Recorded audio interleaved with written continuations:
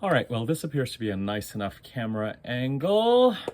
Hi, everybody. I hope you guys are doing well. I hope you guys are, I won't say recovered from the October 28th eclipse, but it is now a week after that eclipse, and I will officially declare the sort of hurricane center of eclipse season as being over and done with as of today. This, for me, means and implies that the most significant and groundbreaking and sort of earth-shattering and tectonic plate shifting changes that the eclipse season was supposed to bring have been brought to us. I don't think that it necessarily means, for those of you who've been following my recent videos, you can look at those for more context. I don't think it means that we're galloping forward in the direction. Let me just say this. I think there are a number of things I want to cover. I want to do a quick status update with regard to where we're at. And I want to talk about some of the transits that are coming up over the next week to 10 days, leading up to the new moon in Scorpio, November 12th. And some of these transits actually quite define us into the middle of December, because when we come to the new moon in Scorpio, one of its most defining features is its opposition to Uranus in Taurus. Mars and the new moon will be opposing Uranus and Taurus at around the time of the new moon. It's one of the major transits that particular new moon is encoding. And we're in this theme of oppositions right now. For a while we had squares and trines as the personal planets, the Sun, Mercury, Venus, Mars, made their way through Leo and Virgo, with Venus retrograde in Leo also, and Mercury retrograde in Virgo also. It was more about the squares and trines to Jupiter and Uranus in Taurus, trining the North Node in Chiron in Aries. Once the planets moved into Virgo, trining Jupiter and Uranus in Taurus again, if from Leo, squaring them, from Virgo, trining them, and also within Virgo starting what I will call opposition season, with the planets going through Virgo and opposing Saturn and Neptune in Pisces from the Virgo transits, and then as the planets entered the sign of Libra, opposing Chiron and the North Node, and as the planets have entered Scorpio, opposing Jupiter and Uranus. Now from there, they're squaring and trining different planets. In Virgo, they're trining Pluto in Capricorn. From Scorpio, they are trining mercifully Neptune and Saturn in Pisces. So there's still scope for opportunity and a certain amount of healing, but then as the planets move into Sagittarius, they kind of needle and square those Saturn and Neptune in Pisces again. So we are really concerned more about the oppositions. That's really what the heart of this video is about. But first, let me just do two quick updates with regard to where we're at energetically. First and foremost, I think it's tomorrow or day after that we have the last quarter of the moon, after which, let me just put it this way, as we head past the weekend and into next week, and especially as you head to 24 to 48 hours before next weekend, as you head to Friday, Saturday, Sunday, just be very, very aware that your energy is going to start to deplete. And indeed, 48 hours before a new moon, you've got to sort of push through any feelings of fatigue or hopelessness, or even depression, that kind of mild depression, sometimes really things feeling really bleak and flat before a new moon, when the moon, which symbolizes our emotional energy and our energy in general as we go through various parts of the chart every 28 days, becomes combust with the moon, with the sun, and it has no shine on it whatsoever. And so as we head to next week, we are going to find, as we approach the end of next week, our energy getting depleted. As most of us know, there are other planets, there are other transits we may continue to have to deliver and push in other directions, but it's really kind of a sense of emotional fulfillment and upbeatness that is going to be taxed. And then the new moon in Scorpio will happen and we will move forward. I do have a video on the Scorpio transits through the end of next year, 2 or 3 videos ago. Do take a look at that to get a sense of where we're going. We've got the Sun, Mercury, and Mars in Scorpio right now, and they are laying the groundwork for a set of energetic activities that we're going to take on related to where Scorpio sits in our chart, and what house it occupies, and what that house stands for as we move past November the 12th and into the middle of December. We are also in the Scorpio part, and actually I'm realizing I'm getting right into the opposition part, so I'm going to stop with that part of the update. The second update is really much more quick recap, reminding you that the second half of this year, 2023, has a lot of potential for significant and even desired and energetic and energized change, the kind of change that may have a sense of adventure and a sense of rejuvenation and a feeling of which direction are we to move in, breaking off from stale patterns that may feel comfortable but are no longer fulfilling. This kind of change always brings a certain amount of turmoil, and as a reminder, as you headed towards September the 4th, it may have felt that you were ready to gallop forward in a certain direction that felt right to you. And then between September the 4th and September the 15th, the middle of September, life may have thrown you a total curveball, and you may have emerged out of September 15th to September 20th going, hold on a second, I thought we were going in this direction. Why are we not, what is going on? Let me just put it that way. Also, till the beginning of September, there may have been important things to consider with regard to where it is that your heart is really set and how to align your resources, your financial resources, and your relationship resources. And who are you in relationship with, and which relationships are draining you and are potential causes of potential damage to you, and which relationships are not. But all of that required, between while Venus was retrograde July 23rd to September 4th, a real need to be clear about where it is that you want to go, so you can then evaluate how are your resources going to support you as opposed to be a drain, and how your relationships going to support you as opposed to being a drain. And then on September the 4th, when Venus went direct, Jupiter went retrograde, as if to say, whatever direction you are planning on taking, particularly related to the Taurus part of your chart, the first wave is done between September 4th and December 31st. Now, based on what you know, you've got to do some behind the scenes work and align everything, because it's not going to make sense for some reason to continue to gallop forward the way you were by September the 4th. And after December the 31st, when Jupiter goes direct, I would say after we clear the Mercury retrograde, let's say the first week of January, between then and May, we'll be able to complete that transition. So it's important to keep a sense of that overall compass that we were headed towards when we got disrupted after September the 4th, certainly around September the 15th. And then we headed right into this truly kind of terrible and devastating in so many respects, certainly on a global level, eclipse season, with these kind of tectonic shifts and violence, and I think for all of us, kind of confusion. It wouldn't surprise me if today, November the 4th, we're all feeling anxious and confused, and even at least a little bit despairing, because, and this is the important part of this, because the compass with regard to where it is that we want to go and what we value is still there. The question is, we're questioning whether, is this really going, are we going to move forward in this direction, or are we not? Is something going to happen? Are we all just deluded with regard to what we think are the desired changes? Where are we headed? And as I've said to you, because Mars is conjunct the Sun at this point in time, the beautiful thing is that during the month of November, we will be able to take considered action. It's not a time to gallop forward. We still set our compass in the direction that feels most right to us. And we wait, and we take things step by step based on the way the universe or spirit opens up this road. And we'll have a sense of, okay, is this the right choice? Am I serving my overall goal? What choices are in front of me? What choices feel right and excited to me? How can I move forward in them in a grounded manner? We may find that we're not quite galloping towards this goal as we were at the end of August and beginning of September, but are starting to take considered action towards it. At least that's what, and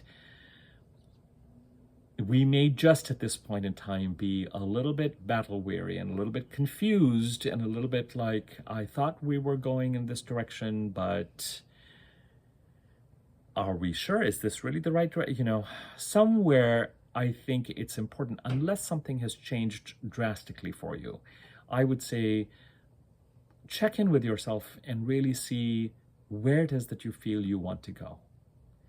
And what is the vision for you? What are your goals? What is in your heart? I know that sounds very cheesy, but I think it's important for you to have a sense of your overall compass. Check in and see if, as you headed into the beginning of September, there was greater certainty about it. Check in and see if there was a disruption after the beginning of September, especially in the middle of September. I have no doubt as you look past the eclipse season in much of October, I mean, it is disruption central and even kind of a flatness and things not moving forward. I mentioned that new moon in Virgo that we had the middle of September to the middle of October, when because it was ruled by a stationary Mercury, not much was moving, and certainly your Mercury ruled houses may have experienced a certain amount of stagnation. Hopefully with Venus moving forward and making its way through Leo and her way through Virgo and soon to enter Libra, there's greater flow. But at this point in time, it is time to check in with that overall direction and recognize that there's no gallop. The path forward is the path forward, and it has a sense of mystery and undergrowth to it that has to be cleared. But what there is room to do is to at least understand and know what is in front of you over the next 6 to 12 feet, and to start move down it as long as it feels right to you, and just continue to see if a clearing continues to appear. And in the meantime, dot the I's and cross the T's and get your ducks in a row and do all the behind the scenes work that Jupiter retrograde may be asking you to do in the first place, which will make the ultimate transition to whatever that desired goal is gain and gather momentum after the end of the first week of January. There's still a certain amount of forward movement till December the 10th. There's still a certain amount of forward movement till December the 10th. So embrace that and keep moving and keep moving in that direction. And do not get too thrown by feelings of despair or confusion just yet. It is a kind of a trust the mystery vibe at the end of eclipse season, as it usually is. And if you have felt a little bit of the mystery, or as if there's an intelligence or consciousness behind the veil that is guiding things, then maybe continue to trust it. That doesn't mean you throw out all your logic and your intelligence and your reason and your grip of reality at all. In fact, I would utilize that to work with whatever it is that you feel the mystery is. So keep an eye on that overall compass as long as it feels desired to you. What is the ending and new beginning that you're creating in the Taurus part of the chart? What is the growth and development you're embracing in the Aries part of the chart? What is it that you're releasing in the Scorpio and Libra parts of the chart while still temporarily growing them as new moons occur there right now? And just continue to see if that path forward is supported. You may actually, the tests, you may actually, your resolve to that overall compass may be tested, because change and adventure and new vistas and new directions and a new reality, and the second half of this year has the ability to help you create and move towards a new reality astrologically, means that things related to the old reality also have to be tied up. And that's kind of the opportunity we have till the end of this year to do some of that tie up as much as we can, and keep investing in and investigating and looking into opportunities that also help us to move forward. I'm going to leave it at that. And let's move forward and talk a little bit about the opposition. So we had, from the sign of Scorpio, the Sun opposed Jupiter on November the 2nd. More importantly, and what I really wanted to talk about, was yesterday we had Venus opposite Neptune. But after that, we have today Mercury oppose Uranus. Then as we head into next week, we are heading, as we head to the new moon, Mars opposing Uranus, and then the Sun opposing Uranus on November the 13th, the Sun conjuncting Mars on the 18th. So it's really these, it's kind of opposition junction with Venus opposing Neptune. I'm glad to see these oppositions be completed at this point in time. But with Neptune and Pisces, as I've mentioned to you, if either you have been really deluded over having some sort of grip on reality in the Pisces part of the chart. If there's been a crisis that you've been dealing with since 2014, 15, 16, particularly 2016, the Pisces part of the chart. If someone is being gaslighty and kind of delusional themselves, or cloudy or deceptive, then Venus opposite Neptune on the one hand is a classic watch your purse transit. And you may still have to, and you may still have had to, and you may still have question marks around what is going on in the Neptune part of the chart, and is someone eyeing something, or am I being backstabbed, or am I being stolen from? And in what way have I been completely delusional and have lost the ability to protect myself, either through appropriate and grounded action on my part, or protect myself and have proper boundaries? Because all of these are things that Neptune dissolves related to the Pisces part of the chart. With Venus opposing Neptune, I really think, because a few days prior to that Venus trined Uranus, I really think that Venus may have, in this Virgo part of your chart, continued to bring some gifts. Wherever Venus is right now is where we are going to be getting our blessings from. I don't care which part of the chart Venus is for you in right now, but that is where the help is coming. That is from, the wisdom is coming from. And we may have found over the past 2 or 3 days, and we may continue to find, that utilizing this Venusian energy of trying to build understanding, trying to build a bridge, trying to release, trying to not, kind of almost becoming Taoist and not forcing action, not pushing for outcomes. Venus is not Mars, but almost a kind of non-action, allowing, receiving, showing up for opportunities, detaching from the outcome, being pleasant, smooth, and where we can't be pleasant, smooth, because in certain cases with Venus opposite Neptune and Venus opposite Saturn before that, we may have felt like we've needed to be in conversation. There may have been a certain amount of assertion that we have had to do and deal with, and at least there's an opportunity to at least, it's all in the communication. Effective communication can make the difference between joy and sorrow. No question about it. And with Venus, some people may say that Venus may have a tendency to be manipulative or seductive or velvet gloved or sugary. I would say, why not go with the best embodiment of Venus and sort of the feminine principle and the allowing principle, and just, why not meditate on harmonious relationships and allowing the other person to be themselves and endeavoring to reach agreement and peace? Because from that peace and from that understanding, even if it is agreeing to disagree, but choosing to love and support each other and saying that I'm here for you, but something can be built. And with Venus opposing Neptune, if you felt that there's been a drain in the Pisces part of the chart, there may have been an opportunity to, and if there's been a certain amount of conflict and boundary setting, there may have been an opportunity, there may continue to be a bit of an opportunity to smooth things out, and at least have the other party at least present why you are behaving the way you're behaving to the other party, in a spirit of trying to build understanding. But it is still a kind of watch your purse. And with Venus, it may be a watching your self-worth when it comes to codependency in relationships, independence versus codependency. I mean, we do have sort of Venus in Virgo versus Venus in Pisces, versus Neptune in Pisces. It could be whether it is a question of who you are in relationship as it affects your self-worth, and on the axis of self-worth versus an independence versus codependency, whether it is a financial thing. A Venus in Virgo will finally have brought some relief to the Virgo part of the chart after that Virgo new moon on September 14th that took us to October 14th. You may have found that there's finally greater flow there.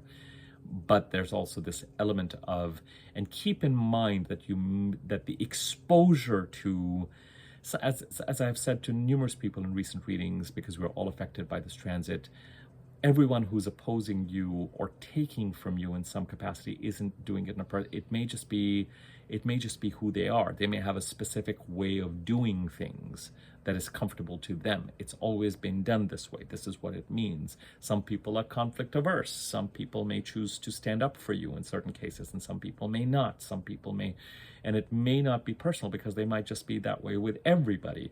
But it is giving you a sense of what is actually going to work for you and what is not going to work for you. So that's the other thing as you reflect on this last week to think about with Venus in that very quiet, self-respecting way. Who am I and what is going to work for me moving forward? And if I continue to be in these kinds of relationships and arrangements moving forward, what do I need to do and where do I need to assert myself to protect myself so that I don't feel like my pockets are being picked, or certain parties that should be acting a certain way, in my mind at least, are not. Likely because that's just how they operate. There's also something about the energy of the time and all this stagnation and this confusion since September that has made us all a little bit edgy and panicky and impatient. So some of what has been going on in relationships may be a factor of our own and everybody else's feeling really on edge and really confused and terrified and intense. You can't ignore all the sort of, especially if you're on social media, all the bombardment of data and information, feeling pressure to take certain side, feeling pressure to appear a certain way, or at least even digest the information that is coming at you with regard to what is going on without having to impact you, let alone what is happening in each of our individual lives and the changes that we are all dealing with and considering. When it comes to the oppositions to Uranus from the sign of Scorpio, remember that the new moon in Scorpio on the 12th is both a new moon in Scorpio, but you can't not reflect on, because the Taurus eclipse on October 28th is related to the new moon in Scorpio. You can't also not reflect on what has been going on since September, October 2021, related to the Taurus Scorpio eclipses. What are you asked to release in the Scorpio part of the chart in a way that it serves growth in the Taurus part of the chart? And what are you growing in the Taurus part of the chart, which requires you to release something in the Scorpio part of the chart? So you may again be dealing with this dual energy. Till the end of the year, something needs to be done and built, and new goals and a certain amount of work and action needs to be taken in the Scorpio part of your chart that is much more annual. But from a longer and a larger term perspective and a more strategic perspective, there's also a larger question of what do you need to release in it to support the Taurus and the Aries part of the chart. No different from what you're doing in the Libra part of the chart. And you can think about the relationship of these two houses. Where does Libra sit in your chart? Where does Scorpio sit in your chart? What is the relationship between the two? What does it mean to temporarily work on something there, but from a larger perspective, release something there to support where the eclipses are going? With these oppositions, they're giving you important clues with regard to what you may need to work on with this new moon on the 12th. So when Mercury opposes Uranus today, is there a communication or a transaction related to the Scorpio part of the chart that could either be a threat or an impediment? And this is something with these oppositions that we're dealing with. This is true of the Venus-Neptune opposition. This is true of the Mercury-Uranus opposition and the coming up Mars-Uranus opposition and the Sun-Uranus opposition and the new moon opposing Uranus. There's this feeling of, going back to the earlier part of this particular video, this feeling of, well, this is the direction I want to go in. This is what I want to explore. This is where I want to grow. And nowhere, at no other time are we feeling most threatened by something coming up that will block this, that will impede this. And that is the energy of these oppositions, this tug of war created in the Libra, but also the Scorpio part of the chart, to oppose the Aries and the Taurus part of the chart. Our growth, our calling, our energy, our excitement is in the Taurus and increasingly in the Aries part of the chart. The release needs to happen in the Scorpio and the Libra part of the chart. The question is, and there may be an awareness of activities occurring in the Libra Scorpio part of the chart that could block this growth, that could impede it. So one of the things that you need to be aware of and looking out for is there something that is communicated to you? Is there something that is brewing? And this will continue to grow even more strongly when Mars opposes Uranus on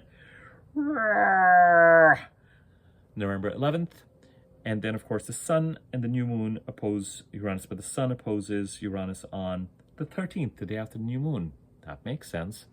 And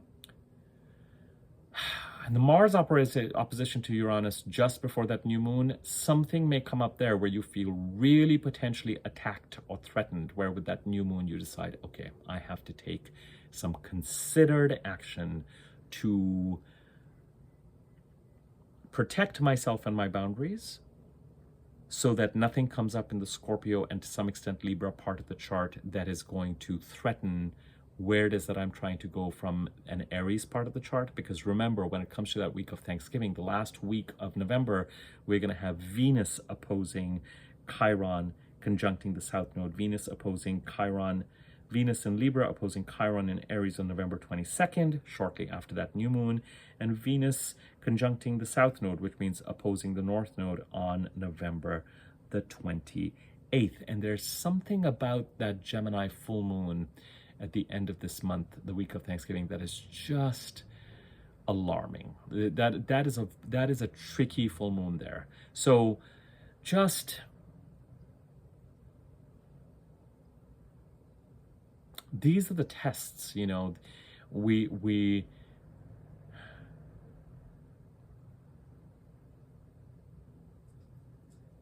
other people associated with the Libra and the Scorpio part of the chart may not want to see us change and evolve and move forward, or may not want to grant us you just need to watch out for this tug of war. Ultimately, you have got to honor, and this is what I need you to hear from me, you have got to honor Uranus in Taurus, making you more authentic and independent and individual, authentically individual, not just pointlessly, rebelliously individual, authentically individual, even if it comes across as pointlessly rebellious to other people in the Taurus part of your chart. You've got to honor Jupiter in Taurus, that is trying to create a new beginning, ending a 12-13-year cycle, start of a 12-13-year cycle. You've got to honor the North Node in Aries and what it is trying to grow for you there, what carrot it is dangling at the end of that Aries stick, which likely will promise more than it delivers, but still is the direction we're meant to go in and experience a certain amount of growth in. We've got to honor Chiron in Aries and what it is trying to heal in Aries. That is who we are here to serve. So as a result of which, these personal planet transits, the Sun, Mercury, Mars, Venus, from Libra and Scorpio, opposing the planets in Aries and Taurus, on the one hand, are significant enough to give us pause temporarily that we need to protect ourselves from any energies and occurrences and happenings that feel like they are somehow threatening or damaging to us, where we need to set some boundaries around any communications, any action, any opposition, any violence with Mars in Scorpio, anything that we become aware of where someone or something is trying to get in the way of, knowingly or unknowingly, the direction we're trying to go in. The other thing we need to try and do, and this is especially, I would not say this if we did not have the eclipses of release in Libra and also finishing up the Taurus-Scorpio eclipse cycle. We need to look at these planets transiting Venus in Libra and the Sun, Mercury, Mars in Scorpio. We need to see if these planets can do something to serve the planets in Taurus and Aries. And so it may be two sets of actions that we need to look at. What can Mercury in Scorpio and Mars in Scorpio and the Sun in Scorpio and the new moon in Scorpio do to support Jupiter and Uranus in Taurus? And what do you need to be aware of as Mercury and Mars and the Sun transit through Scorpio? What do you need to be aware of as potential impediments or blocks? Utilize the Venusian energy and the Venusian principle and Mars being conjunct to the Sun to try to not do anything rash that will get in the way of what you're really trying to build, as long as what you feel you're trying to build really feels fundamentally right to you. Try not to get triggered. Try not to lose your temper. Try to remain Venusian. Try to let everybody get through the end of the year and head towards February, and try to establish yourself as someone who is firmly committed to a certain direction and is taking actions toward that certain direction. And if anyone tries to get in the way of that, as not afraid to slap the other person's wrist, not literally. I'm not advocating physical violence. You know, the things that sometimes we say on these YouTube videos and we immediately are like, be careful. But metaphorically, don't be afraid to stand up to someone who is perhaps selfishly trying to get in the way for something that is near and dear to your heart. And that's really your business. Either because they don't want you to change, or they want to hold on to you, or whatever that principle is. But at the same time, use these personal planets to watch for where you need to draw your boundaries and where you need to protect something that is important to you and that feels like you need to do out of a sense of appropriate integrity. But also watch for what action you need to take in the Scorpio part of your chart to support the Taurus part of the chart. The same holds true for watch with Venus in Libra, because Venus in Libra will bring some peace to the Libra part of the chart, some results, some luck, some opportunity, relationship opportunity, financial opportunity to the Libra part of the chart. So ensure that that is supporting and feeding the Aries part of your chart. And if there's something that is being brought to you through Venus in the Libra part of the chart that you feel you need to protect it. Because Venus represents relationships and resources and opportunities that are meant for you. And so if you need to keep a lid on certain things and you don't need to discuss certain things with everybody, and you know, the gifts and spirit helping you is spirit helping you. And it's not unselfish to keep that, you know, spirit will take care of everybody. It's not for you to kind of take care, you know, be clear about what your goal is, what you're asking for from spirit, and don't sabotage it, and don't sabotage yourself. And try to be wise and take considered action, understanding what everyone is going through and what is going on around everybody. As a result of these eclipses, people have experienced enormous change, or enormous frustration, or enormous stagnation, or enormous fear. And we are technically out of, as of today, the heart of the hurricane. So now, as far as the eclipses are concerned, we're really looking towards December the 14th, the week before, week after, right when Mercury goes retrograde. It's so interesting to me that with the October 20th eclipse, we were looking to the week before August 28th, and the week after when Mercury went retrograde, and we're looking forward again with the Libra eclipse to December 14th, the week before, week after, when Mercury goes retrograde again.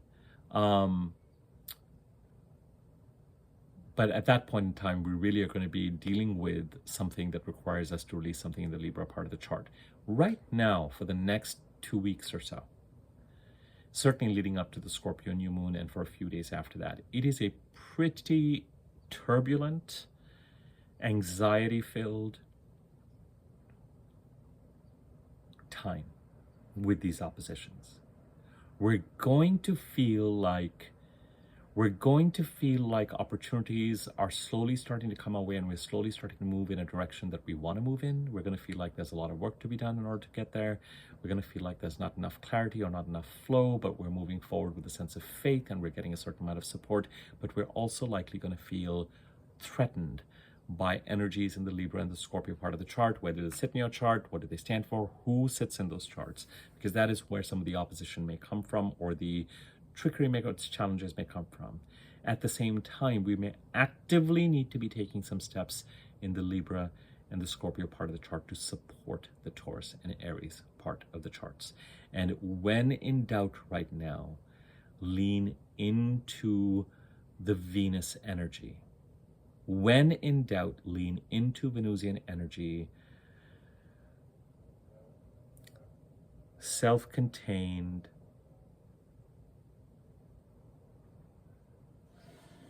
showing up, but also allowing and receiving, not getting in the way of things, not being volatile, considered action, pleasant, kind, sweet, diplomatic, and if those words feel too manipulative, let's just say relationship oriented. Remember, with Venus, I've said this before, the quality of our abundance and flow and plenty and Venusian feeling and joy is dependent on the quality of our relationships. That does not mean that you have to take crap from anybody, nor does it mean that you have to let people back in your life or in your life in general who have turned out to be false or problematic. But in general, in the day-to-day execution of your affairs, you don't have to make things worse by getting terrified or impatient or reacting in a way. And I've said this before repeatedly, and I will say this again, I say this in my readings, this has been the week of Libra rising folks reaching out to me. The week. I mean, just today, it has like been astonishing to me. So God bless the Libra rising folks. But as I've said before, and I will say it again, meditate on what it means to be right versus being effective. And you can be right and ineffective, or you can be right and effective. And often being right and effective means being very conscious of cause and effect. And when taking an action that might feel self-righteous or full of ire or correct or right backfires because it pushes the other party away, when what you're really trying to do is build a bridge and try to effect positive change. And how do we do that? And that is where the Venusian energy of taking action without taking action, leading without leading, being that kind of Taoist cipher from which things flow, can really help. And that doesn't mean we don't show up. Showing up is going to continue to be really important as Venus continues to bring us opportunities in the Libra part of our chart. And in December, the Scorpio part of the chart. So it's not all gloom and doom and despair. And the question when it comes to the Scorpio part of our chart and when we're in December is that's where some of these tricky choices may really show up, as something showing up in the Scorpio part of the chart that is both, and it could be two different things, that is at once helping and serving the Aries and the Taurus part of the chart, but is also creating a temptation for us to not move towards that change. So, that's what we'll deal with in December. Okay, I hope you found this useful. I hope this starts to set us up for conversations that we're going to be having as we move into the rest of this week. Saturn goes direct today, so I do want to just briefly address that in my next video. If you found this video useful, feel free to share it, tell your friends about it, get the word out however you feel comfortable. Comment on the video, like it gives it more circulation on YouTube. Other people may find the video that way. Subscribe to my YouTube channel if you haven't already. Click on the bell icon next to the subscribe button, the wiggly bell on top, and you'll be notified when I do new videos. If you have questions about readings or rates, you can use the email address in the description to contact me, and I can give you that information. Thank you for your time.